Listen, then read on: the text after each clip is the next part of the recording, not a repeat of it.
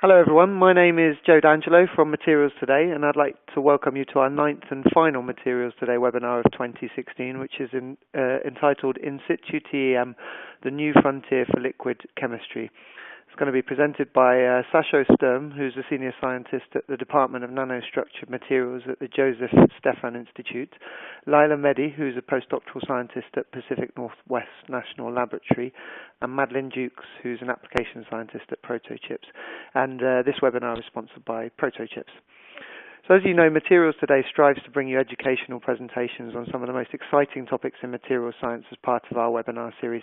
So be sure to visit our webinar page regularly to find out more about upcoming events and recordings of past webinars.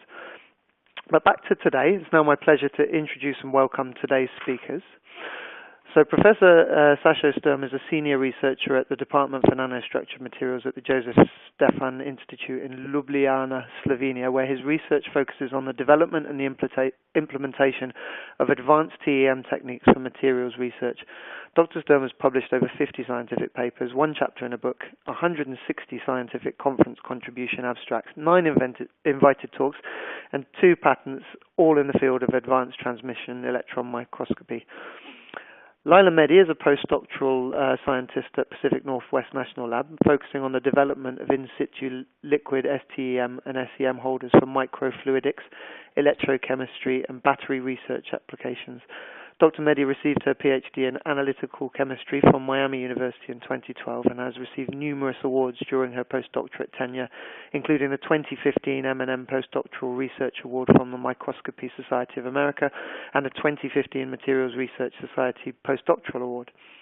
And Dr. Madeline Dukes earned her PhD in chemistry from Vanderbilt University in 2011, where her research centered on using electron microscopy techniques to image and map the three-dimensional distribution of nanoparticle tagged proteins on intact eukaryotic cells with nanometer resolution. After graduating, she joined Protochips Inc. as an application scientist, where she works directly with customers and collaborators to develop new applications for in situ electron microscopy. So after that introduction, let me remind the audience of the structure of today's event. So the presentations will begin shortly, and following the presentations, we'll have a Q&A session. I'd encourage you to please input questions as and when you think of them during the presentations by using the Ask button on your screen. Questions will be addressed in the Q&A session at the end, and the more questions asked, the better the session will be, so please don't hesitate. Also, if you're using Twitter, please use the hashtag MT webinar when tweeting about the event, or to reach out to the Materials Today team directly. So let's begin, and I'd now like to hand over to Madeline to begin her presentation.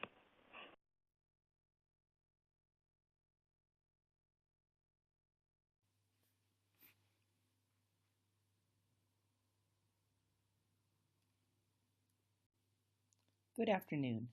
I'd like to welcome all of you who are listening to our webinar today. My name is Madeline Dukes, and I'm an application scientist with Protochips. Who is Protochips? Protochips is a company that specializes in situ solutions for electron microscopy. The company was founded in 2002, and we've grown considerably during the last 15 years and witnessed the exponential growth of in situ electron microscopy. During that time, we have grown from a handful of employees to over 40 and have delivered hundreds of in situ holders to 26 countries around the world, and the results from our systems have been published in many of the top scientific journals. Protochips has 3 families of in situ products. Our fusion system enables the user to perform in situ heating, electrical, or electrothermal measurements inside the TEM. The Poseidon Select system, which is the focus of today's webinar, is the next generation liquid cell for electron microscopy and enables the user to image liquid samples inside the electron microscope. Additionally, the Poseidon Select base system can be expanded with our optional electrochemical and liquid heating packages. Finally, our atmosphere system is a closed-cell gas system enabling the study of gas phase reactions and processes such as catalysis at high resolution. So why do you want to image in liquid? Traditional TEM requires that the sample be stable in the high vacuum of the microscope. Thus, samples must be dried, which works well for some materials, but not others, embedded in resin and sectioned, or flash frozen in vitreous ice. All of these methods have the potential to introduce artifacts during the preparation process. But more importantly, these methods immobilize the sample, making it impossible to observe real-time dynamics such as growth, interactions, or corrosion. In addition to observing dynamic processes, there are many other types of hydrated or liquid materials that can benefit from direct imaging in their native hydrated state, such as paints, oils, cosmetics, and biological specimens. The movie you see here is an example of gold nanoparticles in water imaged with TEM using the Poseidon Select system. The sample is sandwiched between two microchips called E-chips, which each contain a 50 nanometer electron-transparent silicon nitride membrane or window through which to image. You can see the dynamic interactions between the nanoparticles as well as their intrinsic movement in the liquid. In addition to enabling liquid phase imaging in the TEM, it is very important to be able to obtain quantifiable, actionable data from in situ results. Therefore, Protochips has made it a priority to design a liquid EM system that enables you to take advantage of quantitative data such as EDS and correlative electrochemistry. The Poseidon Select system is designed from the tip up to provide superior performance and ease of use. Every Poseidon Select TEM holder contains 3 integrated liquid ports with 2 inlets and 1 outlet. This design enables users to perform static, flow, and liquid mixing experiments with a single holder. Electrical contacts are integrated into the holder, enabling the user to add optional liquid heating and electrochemical capabilities to their holder, either at the time of purchase or as an upgrade later. The location of the electrical contacts allows them to stay dry throughout the duration of the experiment, enabling more sensitive electrochemical measurements and preventing corrosion due to electrolyte exposure. A patented single sealing gasket provides the hermetic seal, which isolates the liquid from the vacuum of the column when the holder is fully assembled. This design seals the E-chips from the bottom, which allows us to remove enough material from the lid to enable line of sight to the detector. Additionally, the gasket design grips the small E-chip during loading and holds it in place, significantly reducing window misalignment and improving sample loading success rates. Each experiment requires a pair of E-chips. The sample is sandwiched between a large and a small E-chip. Protochips offers a large catalog of E-chip designs, which enables the user to mix and match E-chips to control the liquid thickness, flow parameters, and select between liquid-only, liquid heating, and electrochemical experiments. A lid or faceplate is attached using 3 screws to keep the assembly in place and seal the contents of the tip from the vacuum of the microscope. The lid is designed to minimize the penumbra of the holder and allow a direct line of sight to the EDS detector. The large E-chip controls functionality, enabling, in addition to liquid-only experiments, the ability to do liquid heating and electrochemistry with the same holder. Heating E-chips contain an on-chip serpentine metal heater that contacts the electrodes integrated into the holder. The heater provides fast, reliable, and very safe heating of the liquids up to 100 degrees Celsius, with a thermal accuracy greater than 96%. Our electrochemistry E-chips are available with a wide variety of electrode geometries and materials and enable low-noise, quantifiable electrochemical measurements inside the TEM. Our speakers today will discuss these features in more detail during their talks. With that, I'd like to briefly introduce our speakers. Our first speaker, Dr. Šajo Sturm, joins us from the Joseph Stefan Institute in Ljubljana, Slovenia. He is one of our early adopters of the Poseidon liquid heating technology, and he will be discussing his research on the growth mechanism of upconverting nanoparticles. Dr. Leila Mehdi joins us from the Pacific Northwest National Laboratory in Richmond, Washington, in the U.S. During her talk, we will hear about her work with the Poseidon electrochemical system and its role in the study of lithium-ion batteries. Dear colleagues, my name is Šajo Sturm. I'm an associate professor and senior researcher at Joseph Stefan Institute from Slovenia in the Department for Nanostructured Materials, where a large portion of our work is devoted to the synthesis of functional nanomaterials. My core expertise lie in the area of advanced TEM as a support and lately also experimental tool to gain deeper understanding of the underlying processes during nanomaterial synthesis. The efficient fabrication of functional nanomaterials in many cases depends on the in-depth understanding of the early processes during synthesis. This early period of synthesis, typically related to the nucleation and early growth stage, has a profound influence on the characteristics of final products, like for example nanoparticle size distribution, morphology, composition, and crystal structure, which in overall will control the physical properties of nanomaterials. In this webinar I will present my understanding of the importance of having the direct access to the nucleation and early growth stage period of functional nanomaterials for the efficient fabrication of desired nanostructures and nanoparticles morphologies. In order to achieve this, we have to merge the concepts of in situ observation combined with high spatial and temporal resolution. In view of this, in situ, through the eyes of chemistry, describes the way a measurement is taken, that is, in the same place the phenomenon is occurring without isolating it from other systems or altering the original conditions of the test. That gives us the way for observing the nucleation and growth phenomena with the tools and means related to the transmission electron microscopy techniques and where the specimen is observed under dynamic conditions. By applying this approach, we can obtain growth models in given material systems by quantifying kinetic data from individual nanoparticles, which is very difficult to achieve by any other technique. The lecture is organized so that it clearly demonstrates how the information obtained from the in situ dynamic TEM studies can serve for better control of synthesis parameters of functional nanomaterials with the desired physical and morphological properties. In relation to this, I will first present the basic experimental setup that we used for in situ dynamic TEM studies.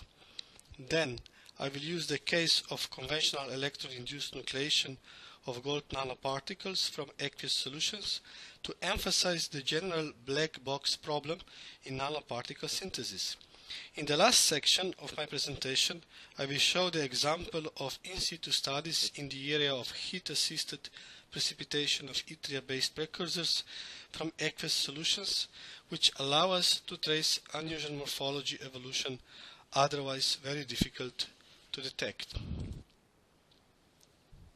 Since our basic techniques used for in situ dynamic high-resolution studies are related to transmission electron microscopy, I would first like to briefly emphasize the richness of the information that can be achieved by the interaction of fast electrons with electron-transparent specimen.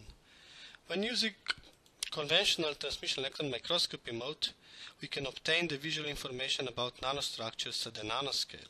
The information about the underlying crystal structure can be obtained when observing the same specimen area in the so-called diffraction mode. Moreover, the high spatial resolution of modern microscopes allow us to perform imaging of nanoparticles at interfaces at the atomic resolution, which gives us very local crystallographic information basically on the level of individual atomic columns. Similar atomic resolution images can be obtained in the scanning transmission electron microscopy mode with the additional added value that in that mode, when combining with high-angle analog dark field detectors, the contrast in the image can give us the information about the local composition variation. In spectroscopic modes, we typically perform dispersive X-ray spectroscopy or electron energy loss spectroscopy, which provides the complementary information about elemental composition and even local chemical states of nanomaterials at end interfaces. Lately, we can efficiently combine imaging and spectroscopy mode to image the spatial distribution of compositional and chemical variations, even physical fields, from nano down to atomic scale. As such, TEM is an extremely powerful technique for studying functional nanomaterials at the nanoscale. One of the possible drawbacks for certain research areas, like for example nanoparticle synthesis from aqueous solution, is that conventionally the sample needs to be dry as the analyses are performed in the high vacuum condition. However, wet samples can be nowadays efficiently characterized by TEM by the use of specialized liquid cell holders, where the environment inside the liquid cell is physically isolated from the TEM chamber and can be controlled externally.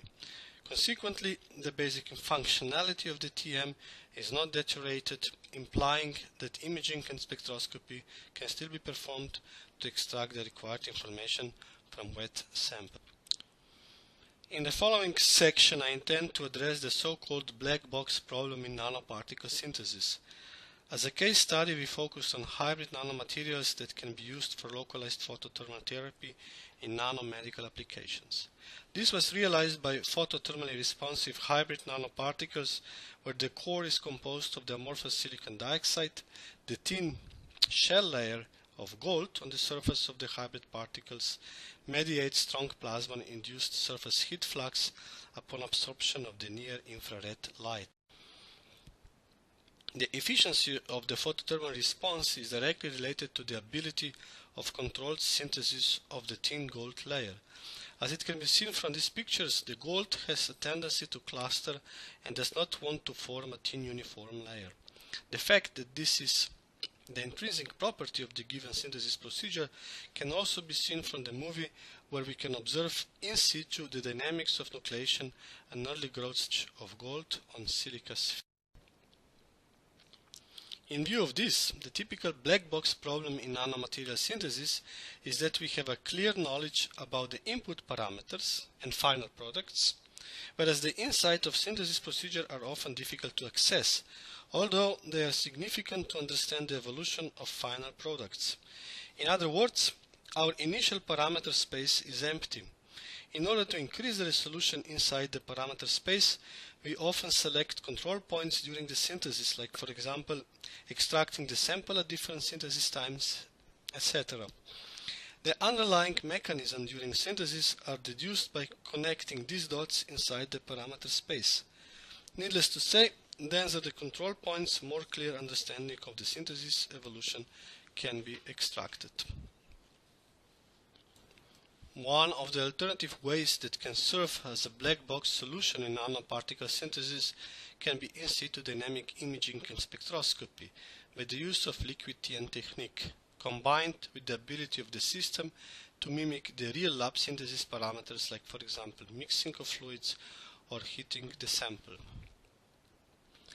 For example, in that video you can see the precipitation and dissolution of gold nanoparticles from aqueous solution, and this is happening at high temporal and spatial resolution, and you can actually see that there is a condition during synthesis where you have an equilibrium between precipitation of gold nanoparticles and at the same time dissolution of gold nanoparticles. And this is the condition that would be extremely difficult to reach or to target if you would not perform so-called dynamic imaging or in situ microscopy. Another example is presented in that video, where you can see the precipitation of small gold nanoparticle as a function of temperature variations. And you can see when you rise the temperature to 40 degrees centigrade, you have a clear precipitation of gold nanoparticles, and when the temperature falls down to 30 or to 25 degrees, the same nanoparticles will dissolve. And this is again some dynamic phenomena that would be very difficult to observe if you would only collect specimens after the synthesis. There is one additional difficulty in understanding the synthesis by liquid TEM that needs to be mentioned, and this is related to the electron beam induced water radiolysis and radical chemistry. This is known that by interaction of electron beam with water you will form different reactive species that they can alter your synthesis, so they have to be properly evaluated and properly quantified when you are performing this kind of experience. The second case study is related to the fabrication of yttria up-converting nanoparticles to the formation of yttria precursors. The general research motivation behind this system is that these nanostructures can be used for biomedical applications, for example for biosensing. Alternatively, in the area of green energy, these materials can be used to harvest the part of the solar spectrum that is generally not accessible by the silicon-based photovoltaic technology. To study nucleation and early growth stage of yttria precursors, we use so-called urea homogeneous precipitation method, where we combined yttrium salt as a source of yttrium ion and urea, which is decomposing upon heating. The interesting part in this system is that the rate constants for the decomposition of urea will change strongly with the change of the temperature.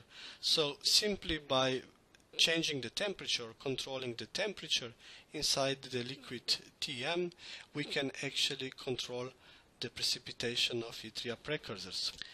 Of course, we also have to evaluate first the influence of electron beam to our initial solution, and this is done simply by observing the solution at room temperature for elevated time.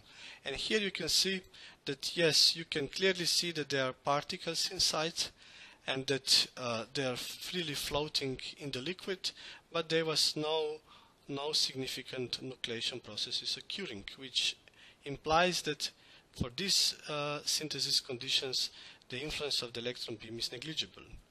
Now, in view of this, the aim of this study was to understand yttrium precursor, nanoparticles formation mechanisms, mainly focused on the nucleation and early growth stage.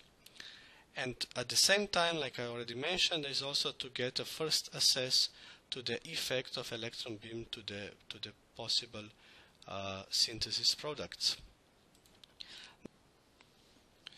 The first precipitation of yttria precursors was observed when heating the sample up to 80 degrees centigrade. This video shows the nucleation stage of yttria precursor particles. If you look more close to the marked area in the video, it is clear that nucleated particles are already faceted in their initial growth stage, which indicates direct crystallization from the aqueous solution. Since the precipitation of yttria precursors is a strong function of the temperature, we can control the different morphology simply by changing the temperature regime during the synthesis. And this is one case where we raise the temperature to 95 degrees centigrade, and you see that in this particular case the nanoparticles grow in a dendritic form. In this video you can see how the dendritic particle first grows, develops the dendrite branches, and then at one point it starts to coarsen, undergoes Ostwald ripening, and at the end it completely dissolves. And if you look at the area of the initial nanoparticle, you can start to see again the growth of faceted nanoparticles. So if you deduce the growth stages of this particular nanoparticle, you can say, okay, first we have a dendritic growth, then we are observing the stage of defragmentation, which is represented by coalescence and Ostwald ripening. Then it undergoes dissolution. At the end, on the same area, you're starting to observe faceted nanoparticle. So this is interesting because it looks like that already in the same pot we are observing two nucleation routes. One could be determined as a classical nucleation route when we are observing the nucleation of already crystalline nanoparticle, which is basically just growing to its final size. On the other side, we have indirect pathway where nucleation proceeds through multi-step phase evolution. And interestingly, in this multi-step evolution, there is one stage where we can produce or fabricate dendritic nanoparticles, simply by controlling, having an understanding of the temperature regimes that we can impose. Now, that brought me to the end of my presentation. So from my point of view, what are the prospects of liquid TM for my research? Well, in the case of hybrid nanoparticles, there is a clear demonstration of importance of controlling the gold shell, because this one will actually control the photothermal response of the shell, and if we can control this properly, we can then use these nanoparticles for treatments. We can start doing experiments in real systems and observing how the nanoparticles are influencing the tissues. In the case of yttria up-converting nanoparticles, you can see already from the literature that there is an extreme variety in morphologies of final products, and this is one of the possible routes that we can adapt and investigate further in the lab to start producing so-called dendritic nanoparticles in yttria system that was not previously observed. With this, I would like to conclude my talk, and I thank you for your attention.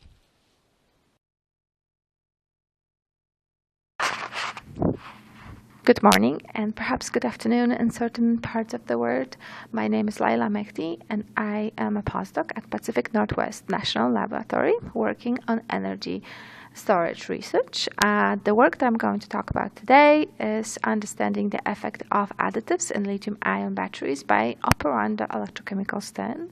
Simply constructing a nano battery inside the scanning transmission electron microscope and looking at those very, very discrete processes at the interface between electrode and electrolyte. This work has been funded by DOE, Office of Science, and is part of a huge effort that is called JCESA, which is standing for Joint Center for Energy Storage Research.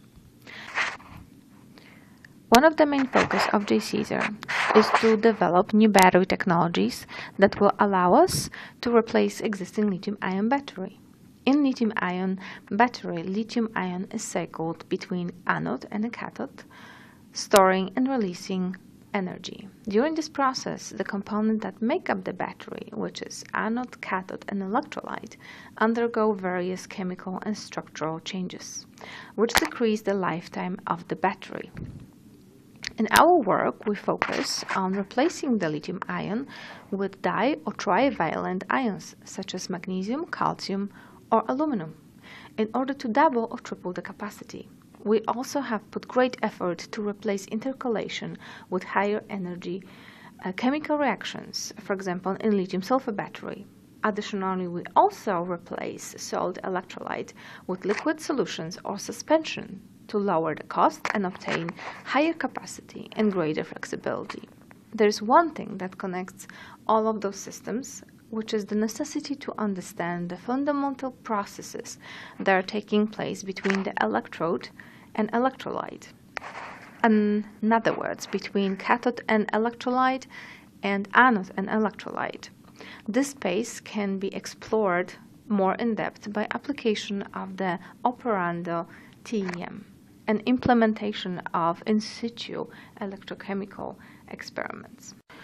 In my work, I focus on understanding the initial stages of lithium dendrite formation by constructing a nanobattery inside the transmission electron microscope. It is known that the initial stages of lithium dendrite formation are strictly related to the cycling conditions that affect all the battery components, such as cathode, anode, and electrolyte, leading to the breakdown of the electrolyte itself and formation of many different breakdown products. This leads to a decrease of the lifetime of the battery itself. Here is a brief schematic that is showing that, but what I would like to point out is the things that we can be interested from nano perspective, which is basically understanding the composition, the thickness, and the performance relationship between the salt electrolyte interface that is protecting the lithium metal surface, and it's formed during the first discharge cycle of the battery, and also mechanism of lithium dendrite growth. This mechanism dictates actual performance and maybe efficiency of the battery itself during the cycling. So in my work, this is what I'm going to be focused on. Also, I'm going to use a commercially available holder.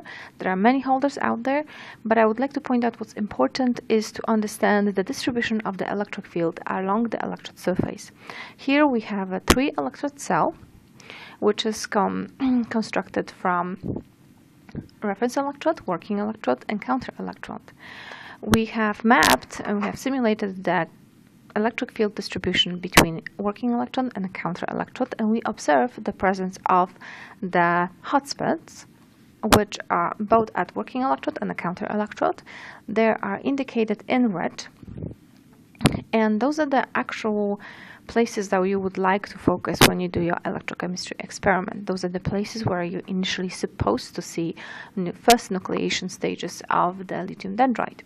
And this is exactly what we've seen in our experiment. Now I would like to show you a potential application of the microchip with the nanomaterials. In this case will be silicon nanowire doped with the copper that serves as a current collector. And here we're looking at cycling of the silicon nanowire, and in the process of that, silicon nanowire gets lithiated and expands up to 3 times. Which could be directly observed and studied and quantified in situ.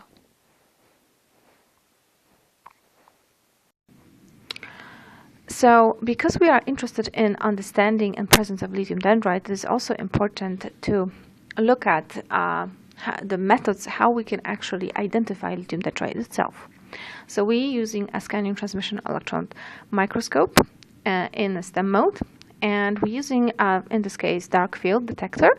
And we look in image A, you have silica particle that has been stuck on top of the window before the deposition and after deposition.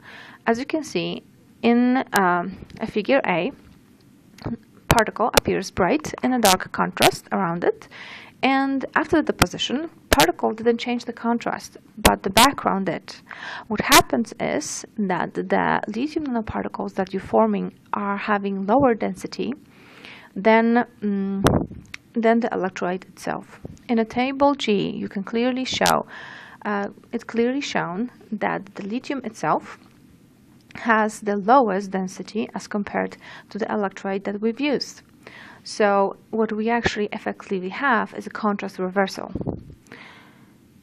And in this system, lithium is the only material that has less density than the electrolyte, because we've also done the simulation during which we actually trapped a lithium particle inside the electrolyte, and then we effectively added a specific percentage of, for example, gold as an alloy.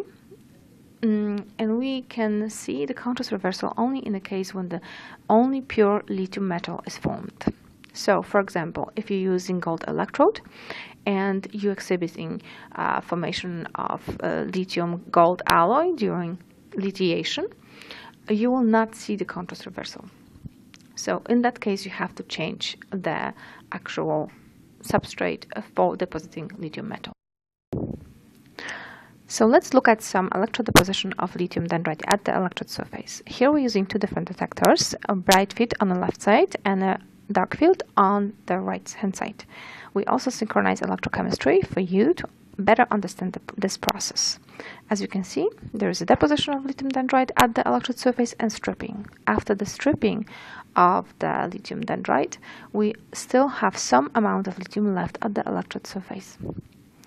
So that was the first. Because we flow, we can perform many cycles. In the second cycle, as you can see, this would be in green, we are plating a fresh lithium layer on the lithium metal, in this case, not platinum. And because of the difference in surface roughness, in this case, at this electrode surface, we have a different degree of growth. So we have more electrolyte deposited on top. In the third cycle, we can easily recognize the presence of dead lithium around the electrode surface. We can also recognize the stresses that the electrode undergo itself during the cycling performance. And we can also recognize the slight expansion of the electrode during the initial stages of lithiation, and also greater but different deposition of lithium dendrite at the electrode surface. The great advantage of the computational algorithm is basically the fact that we can now track the growth of one individual grain or all of individual grains during the deposition cycle. And looking on the left-hand side at the electrochemical data, we can now compare them with the total volume of lithium that has been deposited and stripped during each of those cycles. So we can compare efficiency in electrochemical cycling with visual data output. In other words, we can choose one of those measurements in order to obtain the same information. Then we can extract very essential electrochemical information such as growth rate of the SEI layer and the total volume of lithium that has been deposited in each cycle as a function of net charge density. Basically translating the visual output data that are synchronized with electrochemical measurements and translate them into next generation battery parameters that then can be compared to.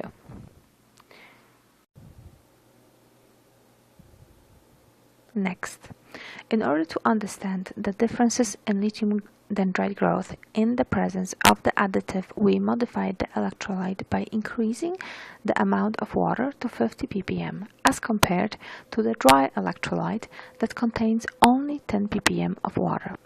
As you can see, the morphology of lithium dendrite changes significantly in shape and size.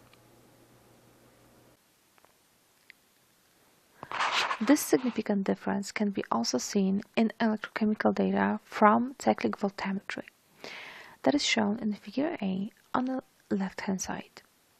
We calculated coulombic efficiency for both cycles in electrolyte with additive and electrolyte without additive, and we observe that electrolyte with 50 ppm of water gives rise to 85% coulombic efficiency as opposed to electrolyte without additive containing only 10 ppm of water, giving 75% coulombic efficiency. Those changes in the grain size morphology are mainly due to the chemical reaction that is taking place inside the electrolyte before cycling. Increased amount of water in the electrolyte interacts with the salt, in this case LFPF6, which gets decomposed and changes the concentration of HF inside the electrolyte. During cycling, during the first discharge cycle, as the SEI layer is formed, the concentration of lithium fluoride increases significantly due to the high concentration of HF in the system that contains 50 ppm of water. The changes are directly reflected in the large grain size, as you can see from the single frames shown in figure E, F, and G. Additionally, we used the tracking algorithms to define or see directly the difference between the grain size in both systems, and we found that in the case of 50 ppm of water, we're looking at the enhanced diffusion of lithium through the SEI layer, resulting in a larger grain size.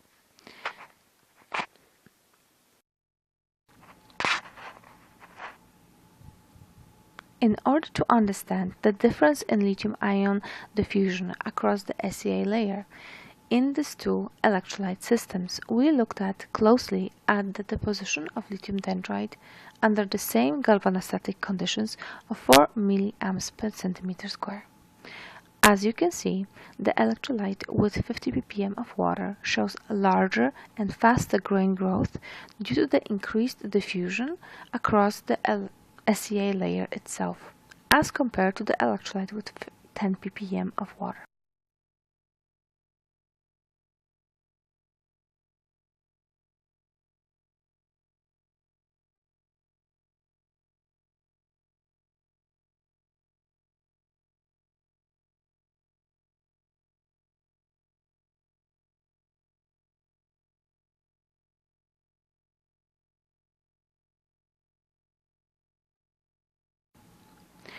These changes can be also seen from the discharge curve indicating characteristic plateau, which is also related to the formation and densification of this SEA layer, shown in figure A, specifically in the inset of figure A. Additionally, by quantifying individual pixel intensity, we can calculate the percentage change in the electrode itself and see that the specific plateau is directly connected to the densification of the SEA layer. From here, we can try and propose a mechanism of lithium dendrite growth in the case of the electrolyte with additive and in the electrolyte without additives. We identify 4 stages of this growth, and in the first stage we're mainly looking at the densification and reorganization of the SEA layer from itself at the electrode surface during the first discharge cycle. This involves densification of this SEA layer due to the increased concentration of lithium fluoride in the case of lithium electrolyte with additive, and formation of a very thin SEA layer in the case of electrolyte without additive. In stage 2, mainly we're looking at the nucleation, rapid nucleation and growth of lithium grains at the specific points where the concentration of lithium fluoride is increased, and that leads to stage 3, where the growth progresses and it's more pronounced and visible due to the increased diffusion of lithium ion and increased ionic conductivity of that SEA layer itself at the points when the concentration of lithium fluoride is actually increased. This is in the case of electrolyte with additive and electrolyte without additive. We're looking at very kind of a chaotic-like growth.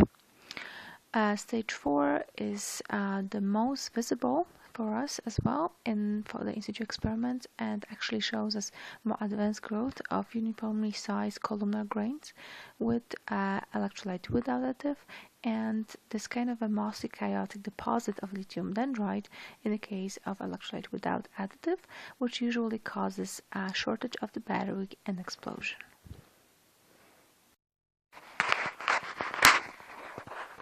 In conclusions, one of the most important steps during the electrochemical process is calibrating the effect of the electron beam in order to find the electron beam threshold that will allow us to perform the quantitative electrochemical experiments.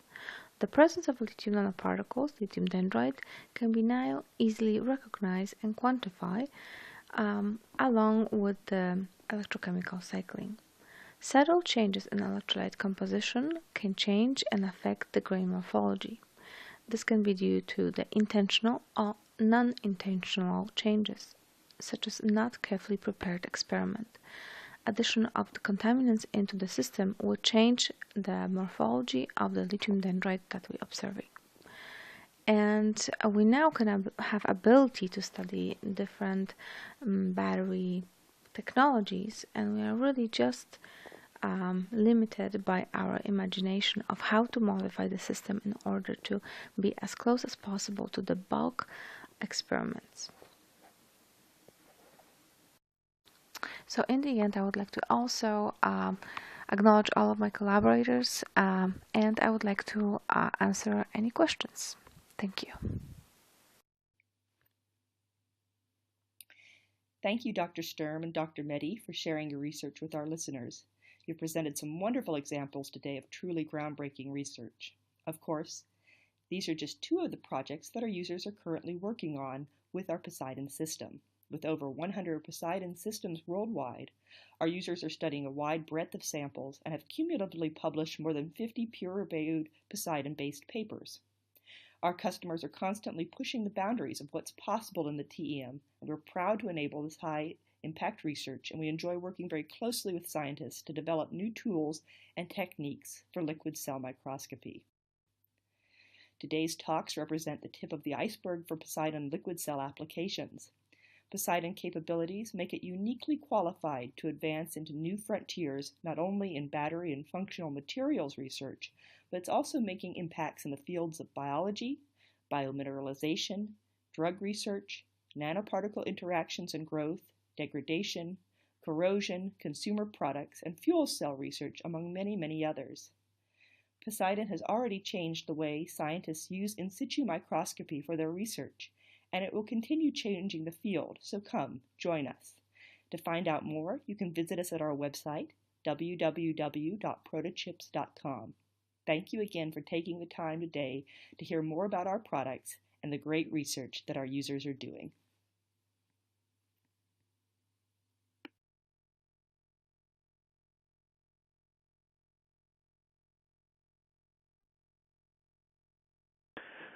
Okay, well, thank you very much for your presentations, and this brings us to the end of today's presentation and onto our presentations and onto our question and answer session. So there have been plenty of questions submitted by our participants, and so the first question is a reasonably general one. But what are some of the other applications for liquid cell TEM?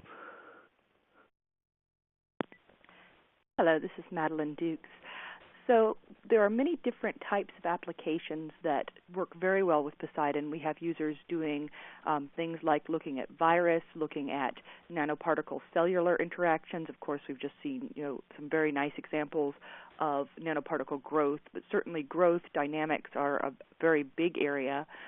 Corrosion would be another one. Then battery materials, looking at things like consumer products, gels, paints, cosmetics. It's a very wide area. Okay, thank you. And Sasha, this question for you. Have you observed any silica dissolution in a gold silica system?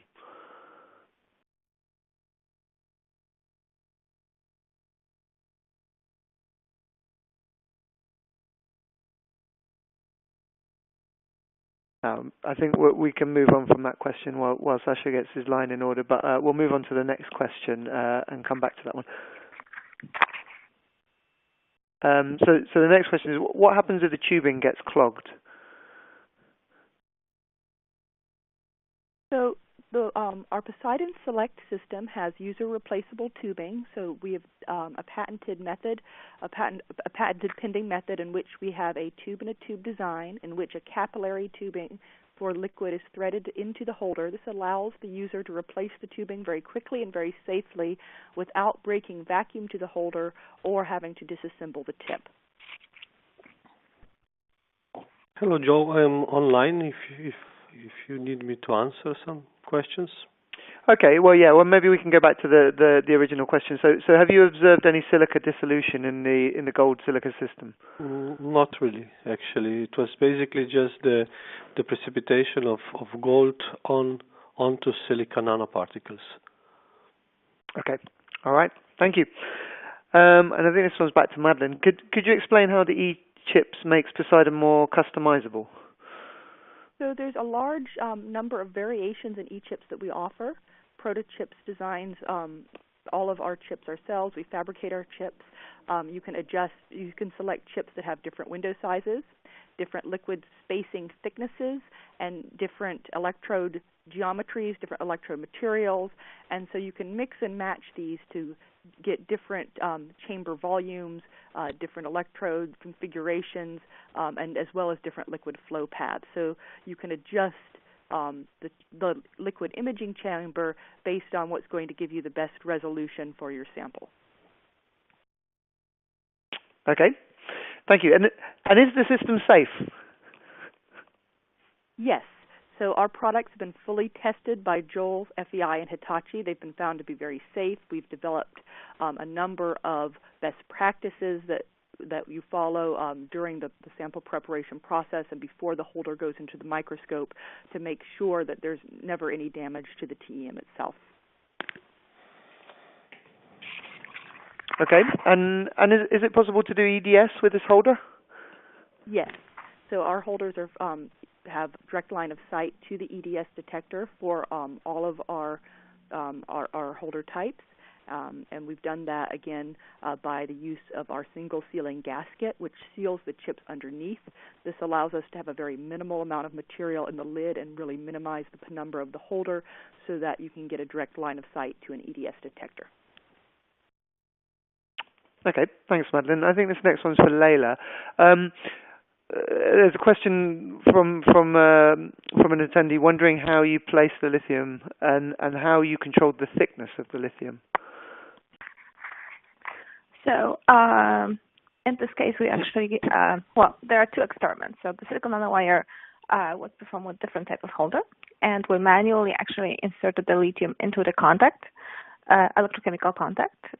It wasn't in the viewing area, so we could not in that case actually control the thickness of the lithium.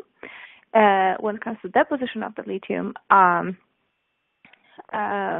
we actually didn't implement the lithium on the chips. We tried. So far, there isn't, and we're working actually on the microfabrication process that can allow us to control the deposition of different type of very sensitive materials such as lithium and sodium on those chips. At this point, it's not yet available actually anywhere in the world. So we use basically the lithium that is part of the electrolyte. So you're using the ions from the solution to deposit the lithium dendrite on the electrode surface. So depend in that case for the CV cyclic voltammetry, you can change the scan range, and this way you can change the thickness the degree of growth. Right, you can also affect the growth rate of the lithium metal on the electrode surface. Okay. Thanks for that. And could one of the presenters please comment on the temperature limit of liquid TEM? Is it possible to increase the temperature higher than 100 degrees Celsius? So our Poseidon Select holder currently has a maximum temperature of 100 degrees. That's something that we've certified is safe, for the holder, for the liquids that we're using, and it's safe for the microscope. We are certainly very aware that many of our users would like to go to higher temperatures, and that's something that we're exploring. So hopefully in the future we'll be able to say yes. Okay, excellent. Thanks. So I think this one again is for you, Madeline. Can you do liquid TM of colloidal QDs dynamically? So thus, can a holder be fitted to a standard TEM instrument? And if yes, what's the cost? I don't know. You may not want to explain the cost in this, but if you could answer the beginning, but that would be good. Absolutely. So yes, there are a large number of publications looking at exactly the type of systems you're interested in, looking at colloidal nanoparticle dynamics and interactions, and we've certainly done imaging, for instance, of CAD selenide quantum dots in liquid. The holder can be fitted to most standard TEMs as long as it has a, for FEI, Joule or Hitachi, and in terms of the price, that'll depend on the features. But certainly, if you're interested, you're very welcome to contact us for a quote. Okay, thanks. And I think this one's for Layla. So regarding the in situ TEM for lithium dendrite evolution monitoring, is it possible to quantify the volume change of some conversion based on an anode or cathode during discharging or charging? Yes. So this is maybe not very obvious, but we're using actually we developed certain degree of algorithms that allow us to actually quantify the visual data. You can also calculate this from the electrochemistry, and this way you can compare. And we've actually done it, and it's pretty comparable. So visual data obviously has to be extrapolated to the area, right? This is the area of the electrode you're looking at. Obviously, you have to take into account the fact that the electrode is much larger than the viewing area you're looking at. So yes, that is possible. Yeah. Okay. Good to know. And is it possible to recover the samples in the case of nanoparticle nucleation observations to compare, for example, conventional spectroscopy analysis for an on-bench made sample? Yes. So, in fact, we have a number of publications in which users have done just that. Typically, many of these particles will stick to the windows themselves as they're growing, in which case, when the experiment is over, you can open the cell and take those chips out, dry them, and then look at them in an SEM or TEM. Additionally, we have had some users that after they've done a liquid experiment, they will actually, flow air through the holder essentially and dry out the chips so that they can get higher resolution images. Okay, thanks. And Is it possible to watch the growth of a passivation layer during the corrosion process?